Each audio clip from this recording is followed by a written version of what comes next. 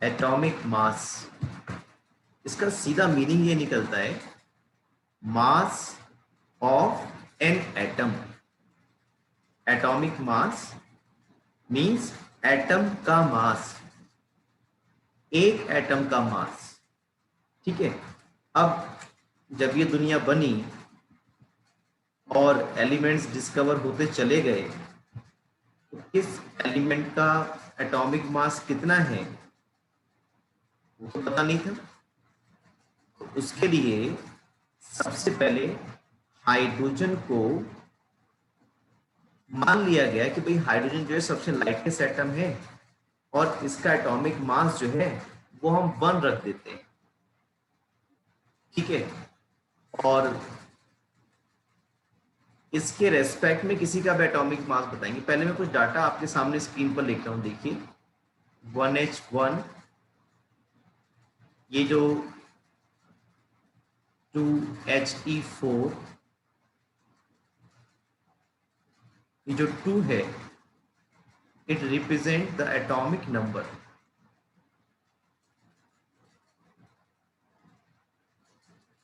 and this 4 represent the atomic mass,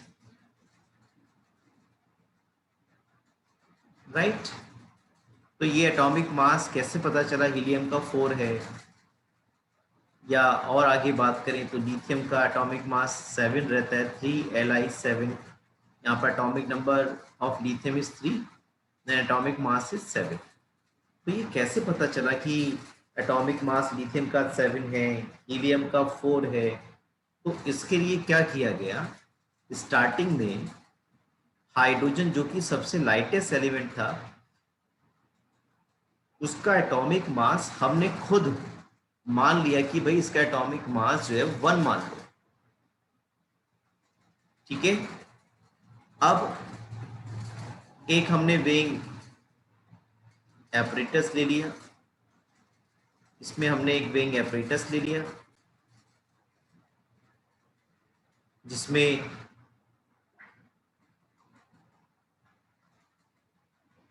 एक तरफ जो है हाइड्रोजन रख दिया, या एक तरफ मान लो हीलियम रख दिया और इधर रख दिए 4 हाइड्रोजन एटम्स। तो ये दोनों के वेट कैसा है, इक्वल आए। इसी तरह से देखा गया कि जो कार्बन है ना, कार्बन का एक एटम और हाइड्रोजन के कितने एटम, 12 एटम्स जब इस वेइंग पैड पे रखे गए तो उन दोनों का मास कैसा आया, इक्वल आया। रखे गए का मतलब ये एजुम्पशन है, एटम बहुत फाइन पार्टिकल है, माइक्रोस्कोपिक है, उसको इससे ऐसे उठा के नहीं रख सकते। ठीक है। तो आपको बताने की कोशिश ये है कि कार्बन के एक एटम का मास हाइड्रोजन के 12 एटम्स के मास के इक्वल होगा। ठीक है। लेकिन अब हाइड्रोजन बहुत ही लाइट एलिमेंट हो गया, उसका एटॉमिक मास बहुत कम हो गया कंपेयर करने के लिए दूसरे एलिमेंट्स के एटॉमिक मास निकालने के लिए। हाइड्रोजन के रेस्पेक्ट में डाटा बहुत बड़ा बड़ा आने लगा उनकी कंपेरेटिवली। तो फिर हाइड्रोजन को छोड़ करके फिर हमने कार्बन को पकड़ा। कार्बन का भी एक आइसोटोप है C12, कार्बन के 3 आइसोटोप हो सकते हैं, 6C12, 6C13 और 6C14। उसमें से जो कार्बन का 6C12 वाला आइसोटोप है उसको हमने स्टैंडर्ड मान लिया और उसकी हेल्प से 1961 के बाद जो बाकी एलिमेंट्स थे उनके एटॉमिक मासेस जो थे वो हमने पता करना शुरू कर दिया। यानी कि आज की तारीख में आप कह सकते हो हाइड्रोजन को कंसीडर नहीं कर रहे हैं, किसको कर रहे हैं, कार्बन के 6C12 वाले आइसोटोप को कंसीडर कर रहे हैं और इसी के बेस पर हम एटॉमिक मास को डिफाइन करते हैं, एक एटम के मास को डिफाइन करते हैं। अगर इसको डेफिनेशन की फॉर्म में देखें तो one atomic mass unit is defined as the mass exactly equal to 1/12 of the mass of carbon atom। For example, अगर जैसे मैं अभी आपको बता रहा था कि आपने वेइंग पैड में एक तरफ तो कार्बन के 12 एटम ले लिए, सॉरी कार्बन का एक एटम ले लिया, और हाइड्रोजन के 12 एटम्स ले लिए। यहां पर हमने 1 एटम ऑफ कार्बन ले लिया, उसका वेट, और लेफ्ट हैंड पे हमने कितने हाइड्रोजन एटम ले लिए, 12। तब इन दोनों का मास कैसा आया, बराबर आया, और कहा गया कि जो हाइड्रोजन लाइटेस्ट एलिमेंट है, हाइड्रोजन लाइटेस्ट एलिमेंट है, इसका एटॉमिक मास आज की तारीख में हम 1 लेते हैं, तो कहा गया जो एटॉमिक मास हाइड्रोजन का 1 हम लेते हैं, this is 1/12 of mass of 1 carbon atom. आपको मालूम है जो कार्बन का मास है वो हम कितना लेते हैं, आइसोटोप कार्बन 6012 का 12 लेते हैं। जब इसको आप डिवाइड करोगे तो कितना आ जाएगा, 1 आ जाएगा। तो यही डेफिनेशन भी है। डेफिनेशन में क्या बोला हमने, 1 atomic mass unit is defined as a mass exactly equal to 1/12 of mass of 1 carbon atom. यानी कि जो भी कार्बन एटम का मास है, अगर उसको हम 1/12 कर दें, यानी कि 12 से डिवाइड कर दें, तो हमें एक एटॉमिक मास पता चल जाएगा। आजकल एटॉमिक मास को, यानी कि एटॉमिक मास यूनिट को हम AMU लिख देते हैं, और शॉर्ट में आजकल U लिखा जाता है। और जब इस 1 एटॉमिक मास यूनिट को कैलकुलेट किया गया तो वो कितना मिला हमें, 1.66056 इंटू 10⁻⁻24। और जो एक हाइड्रोजन का एटम का मास है 1.676 इंटू 10⁻24 होता है। तो अगर हमें हाइड्रोजन का एटॉमिक मास निकालना हो तो 1 एटॉमिक मास यूनिट को, 1 AMU को हम एक हाइड्रोजन के मास से जब डिवाइड करेंगे तो हमें ये वैल्यू मिलती है। देखो बच्चों, 1.0078 AMU और 1.008 इसको राउंड ऑफ कर लिया AMU, जिसको आज हम रफली 1 AMU बोल देते हैं। ठीक है, तो एक बात तो आप ये समझिए कि आजकल जो हम एलिमेंट्स के एटॉमिक मास को बताते हैं कि इस एलिमेंट का एटॉमिक मास ये है, तो वो हम कार्बन 12 को स्टैंडर्ड मान के बताते हैं। It is the mass to 1/12 of mass of 1 carbon atom. एक एग्जांपल मैं आपको छोटा सा और देता हूँ। देखिए, ये हमारे पास 12 मैग्नीशियम 24, एटॉमिक नंबर मैग्नीशियम का 12 होगा और एटॉमिक मास कितना होता है, 24। यानी कि अगर कोई वेइंग हमारे पास एपरेटस हो तो इधर रखेंगे आप 2 एटम कार्बन 12 के और एक एटम रखेंगे मैग्नीशियम का, दोनों के मास कैसा आएंगे, बराबर आएंगे, 12 × 24।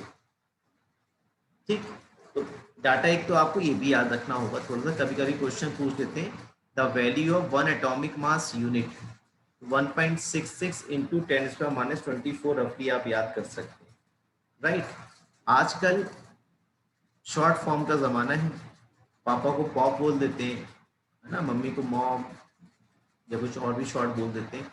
ऐसे ही AMU को आजकल U से रिप्लेस कर दिया है। U का मतलब है बेटा यूनिफाइड मास।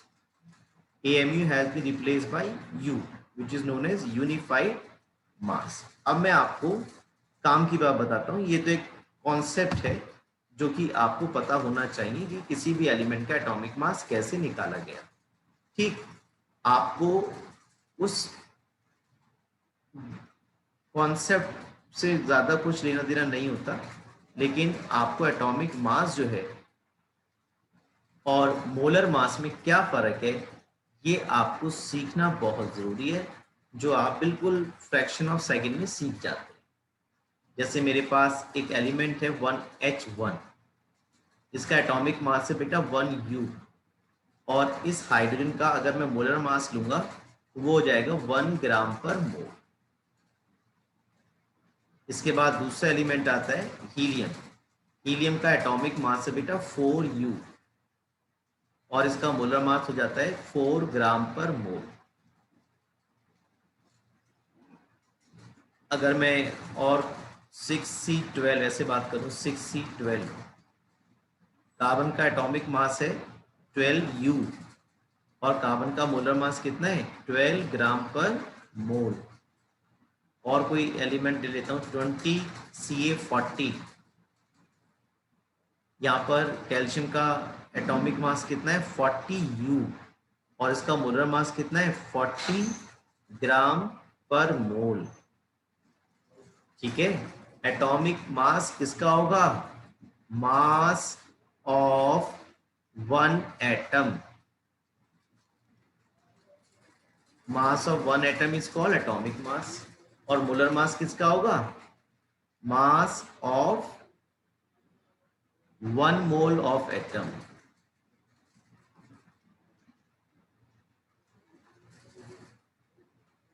बहुत सिंपल सी बात है, बहुत सिंपल सी, क्या कि किसी भी एलिमेंट के एटॉमिक मास को जब आप ग्राम पर मोल में लिख देते हो तो वो उस सब्सटेंस के, उस एलिमेंट के मोलर मास के इक्वल होगा। ठीक है, किसी भी एलिमेंट का जो एटॉमिक मास अगर आपने ग्राम पर मोल में लिख दिया तो वो उस एलिमेंट का मोलर मास होगा। एक एग्जाम्पल मैं आपसे पूछ लेता हूं, जरा मुझे बताइए सब बच्चे,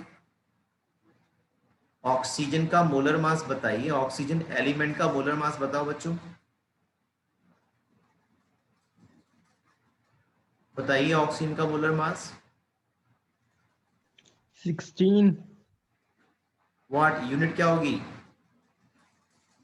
यूनिट क्या होगी बच्चों, yes Bhumi Saxena, it's unit is 16 gram per mole. ग्राम मोल।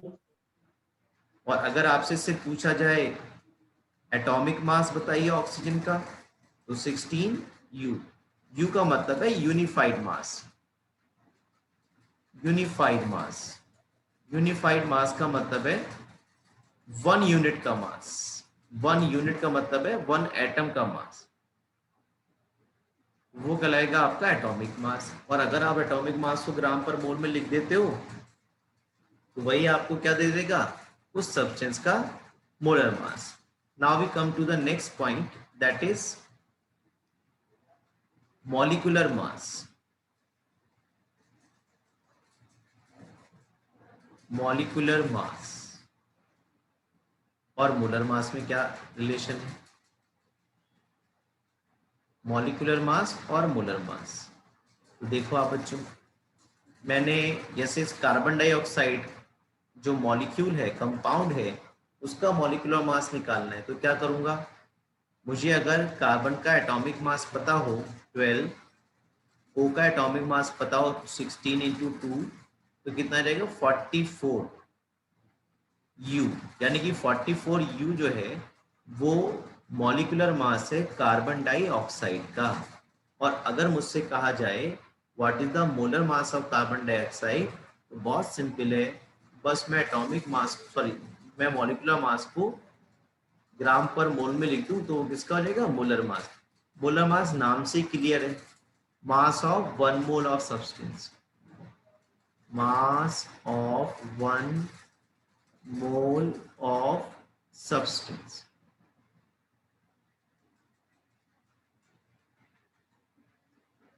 अब आपसे कहा जाए कि भाई आप एसिटिक एसिड का मॉलिक्यूलर मास निकालो तो जो एलिमेंट प्रेजेंट हैं इनके एटॉमिक मास को सम कर दो आप। देखो कार्बन कितने एटम है 2, तो 12 एटॉमिक मास एक कार्बन का, there are 2 carbon atoms into 2 plus hydrogen are 4, 1 into 4 plus 16 into 2 32, ये कितना रहेगा 60 आ जाएगा आपके पास।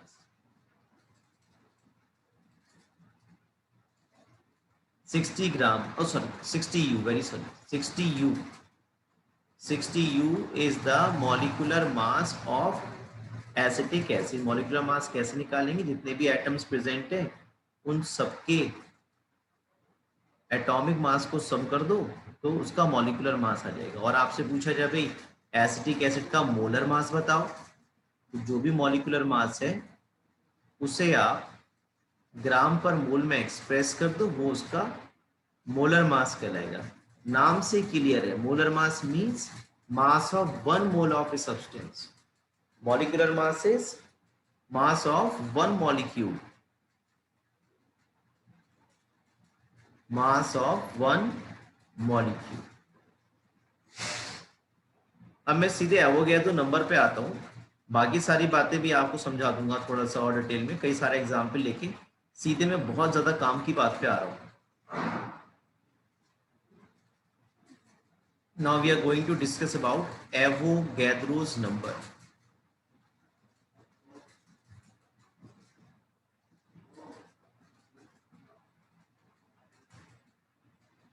जैसे बच्चों आप लोग 12 जो नंबर है उसको 1 डजन बोल देते हो ना। अगर आपको किसी को कहना हो भाई जरा 12 केले ले आओ बाजार से, तो क्या प्रेफर करोगे? भाई 1 डजन केले ले आना, ऐसे ही बोलते हैं हम, है ना। तो छोटा हो गया ना, बड़े नंबर को छोटे नंबर में बताना आसान रहता है ना। इसी तरह से एक जो नंबर है हमारे पास 6.022 into 10⁻23, this number is represented as 1 mole. ये जो इतना बड़ा वैल्यू है उसको बहुत शॉर्टेस्ट तरीके से बताने के लिए क्या लिख दिया? 1 मोल। जैसे आजकल चल रहा है ना कि 1000 है तो उसको 1K लिख दिया जाता है, राइट। तो इसीलिए बड़े बड़े यूनिट्स को एक्सप्रेस करने के लिए मोल्स की हेल्प ले ली। मोल बहुत ही बढ़िया नंबर कॉन्सेप्ट है, जिससे हम बहुत बड़े बड़े मेजरमेंट को, वैल्यूज को हम छोटे से यूनिट में एक्सप्लेन कर सकते हैं। तो बहुत सिंपल सी बात है, Avogadro number is the number of entities. कितनी? 6.022 इंटू 10⁻23। एंटिटीज का मतलब है बच्चों कुछ भी हो सकता है। 6.022 इंटू 10⁻23 एंटिटीज।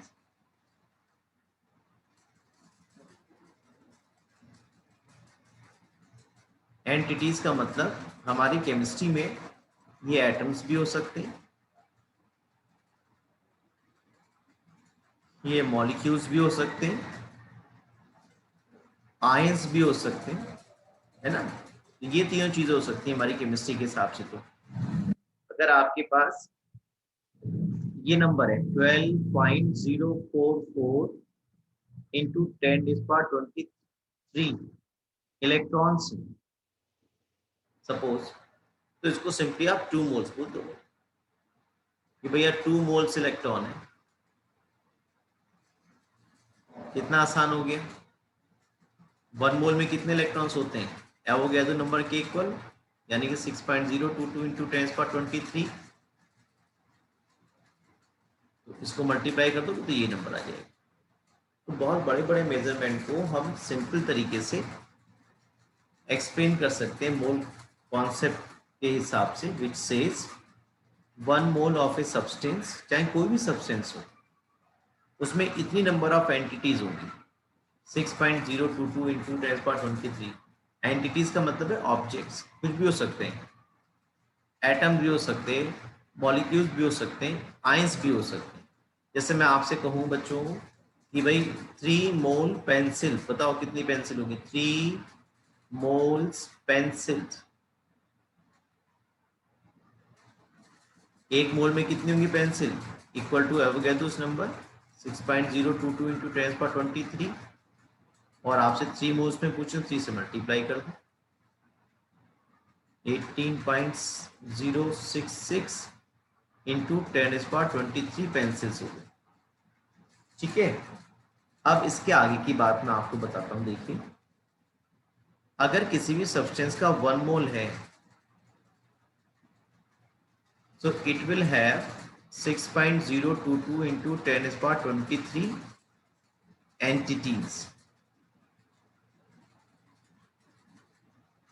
पहले इसको समझ लेते हैं। देखिए, अगर हमसे कहा जाए 1 मोल हाइड्रोजन एटम 1 मोल हाइड्रोजन एटम। तो एंटिटीज के जैसे मैंने अभी बताया, ये एटम्स भी हो सकते हैं बच्चों, ये मॉलिक्यूल्स भी हो सकते हैं, और ये आयंस भी हो सकते हैं। तो 1 मोल हाइड्रोजन एटम का मतलब कितने एटम्स हो गए? 6.022 इंटू 10⁻23 एटम्स। अगर हमसे कहा जाए 2 मोल्स ऑफ कार्बन एटम्स, तो आप सभी को मालूम है 1 मोल में कितने होंगे? 6.022 इंटू 10⁻23, और 2 मोल्स में कितने होंगे? Into 2, 12.022 into 10⁻23 atoms. अब एक बात और सीख लीजिए, बस मोल कॉन्सेप्ट आपका पूरा हो जाएगा। किसी भी सब्सटेंस का जो 1 मोल है ना, अगर वो एलिमेंट है तो उसके, या कोई कंपाउंड है तो उसके मोलर मास के इक्वल होता है।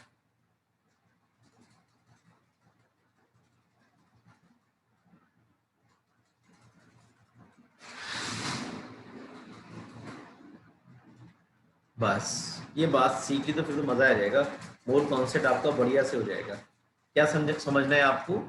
किसी भी सब्सटेंस का जो 1 मोल है ना, वो उसके मोलर मास के इक्वल होगा।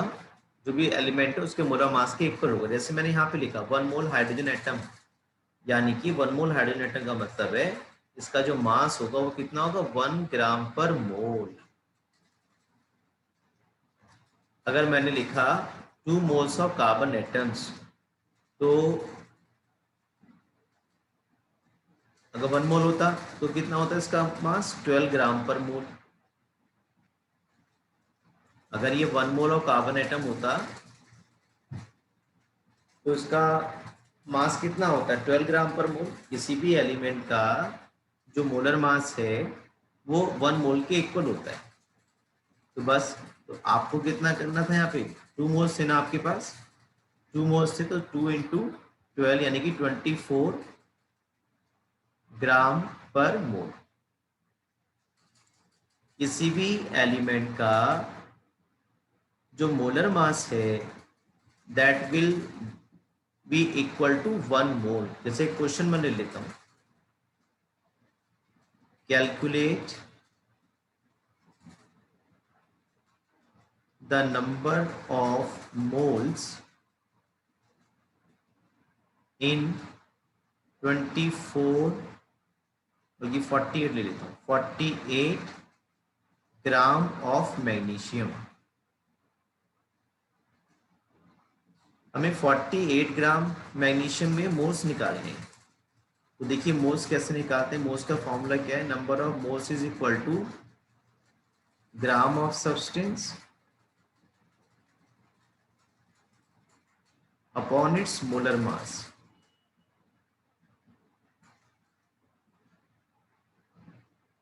ग्राम कितने हैं? 48 ग्राम है। और मैग्नीशियम का अगर याद हो आपको तो 12 Mg24। तो ये जो 24 है this is the atomic mass of magnesium. लेकिन अगर हमें मोलर मास चाहिए तो क्या हो जाएगा? 24 ग्राम पर मोल। ग्राम पर मोल करेंगे, मोल न्यूमरेटर में चला जाएगा, ग्राम से ग्राम कैंसिल हो जाएंगे और आपके पास कितने रहेंगे? 2 मोल्स आ जाएंगे। ठीक है, calculate number of moles in 48 gram of magnesium. तो 48 ग्राम ऑफ मैग्नीशियम में मोल्स कैसे निकालेंगे? ग्राम of substance upon molar mass of substance. Substance कौन है? मैग्नीशियम। और मैग्नीशियम का आपको मालूम है मोलर मास कितना होता है? 24 ग्राम पर मोल। और एटॉमिक मास पूछेंगे तो 24 U। एटॉमिक मास मीन्स एक एटम का मास, और जब आप एटॉमिक मास को ग्राम पर मोल में लिख देते हो वही हो जाता है आपका molar mass, that is the mass of 1 mole of a substance. इस क्वेश्चन को और भी बढ़ा सकते थे। इस क्वेश्चन में ऐसा ही बोल सकते थे, calculate the number of atoms, calculate the number of atoms in 48 gram of magnesium. तो पहले तो हमने मोल्स निकाल लिए। जब मोल्स आ गए तो हमें मालूम है भैया एक मोल में कितने एटम्स होंगे, इक्वल टू एवोगैड्रो नंबर, और 2 मोल्स में कितने होंगे उससे मल्टीप्लाई कर देंगे।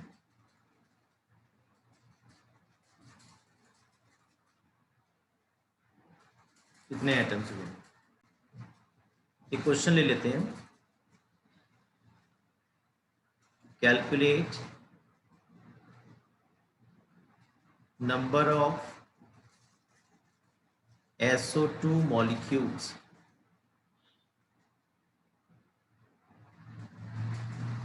in 128 gram of SO2। हमें 128 ग्राम SO2 में SO2 के मॉलिक्यूल्स चाहिए, तो हम पहले मोल्स निकालने पे। मोल्स कैसे निकाल पाते हैं हम लोग, ग्राम of substance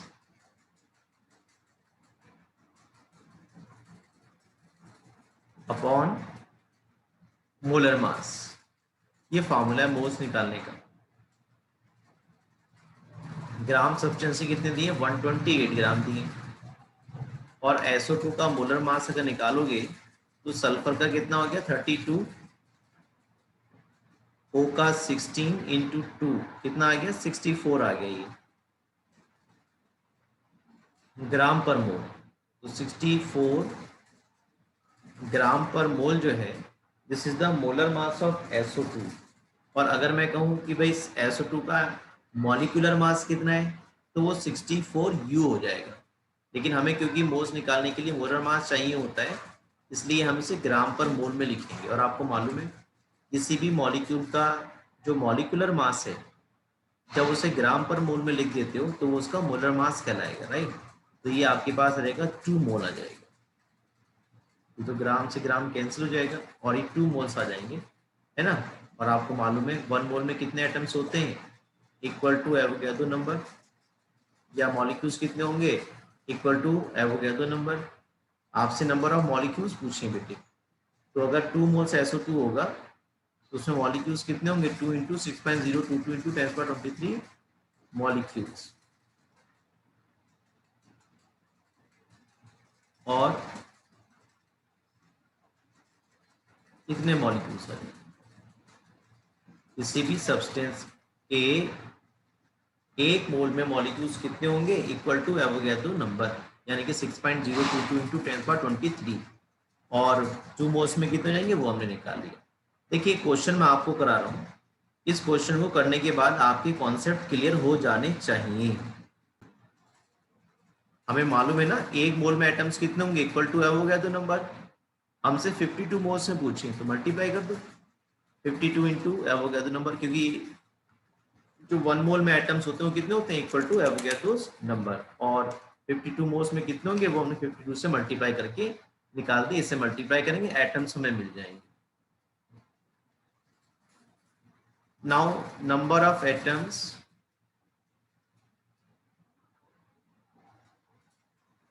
in 52U, U किसके लिए आता है एटॉमिक मास के लिए आता है। तो मैं देखो अगर आपको हीलियम का सिंबल बताऊं तो 2He4, इस हिसाब से mass of 1He atom, mass of 1He atom करता हूं तो मास ऑफ हीलियम एटम या मास of 1 helium atom that is 4U, यानी कि आपको ये बताना है कि 52U में हीलियम एटम्स कितने होंगे, number of helium atom in 52U। तो आप देख पा रहे हो एक एटम का मास कितना है 4U, तो अगर आप 4U से डिवाइड कर दो 52U को तो आपके पास नंबर ऑफ एटम आ जाएंगे 13 एटम्स। ये सेकंड वाले का आंसर हो गया। थर्ड वाला और देख लेते हैं, number of atoms in 52 gram of He। तो एटम्स निकालने के लिए, क्योंकि ग्राम दिया हुआ है तो पहले मोल्स निकाल लो। मोल्स का फॉर्मूला रहता है gram of substance upon molar mass.